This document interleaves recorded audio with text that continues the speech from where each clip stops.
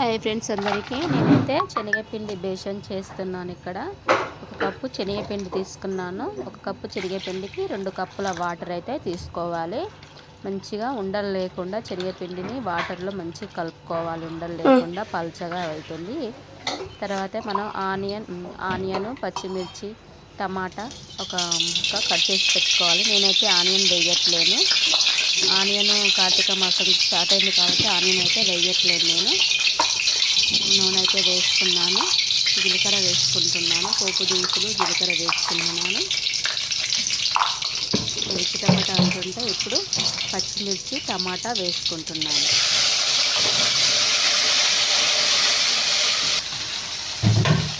ఇది కొంచెం మంచిగా మగ్గనివ్వాలండి. నేను కొంచెం మగ్గనివ్వాలి బాగా. నేనైతే రెస్టారెంట్ చేస్తున్నానండి. కానీ చాలా బాగుంది ఫ్రెండ్స్. చాలా రెస్టారెంట్ చాలా టేస్టీగా చాలా బాగా వచ్చింది. హాఫ్ టీ స్పూన్ ఉప్పు అయితే వేసాను. ఇదంతా దగ్గరికి మగ్గనివ్వాలి. వేసుకున్నాను. దగ్గరికి అయ్యింది. ఈ విధంగా అయినాక మనం శనగపిండి కలిపి పెట్టుకున్నాం కదా, అది వాటర్ పోసేసుకోవాలి. శనగపిండి వాటర్ ఒక కప్పు శనగపిండికి 2 కప్పుల వాటర్ మస్తు చిక్కగా దగ్గరికి అయ్యింది.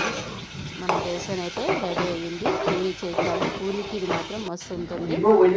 ఇప్పుడు ఒక నిమ్మ చెక్కను పిండుకుంటే సరిపోతుంది.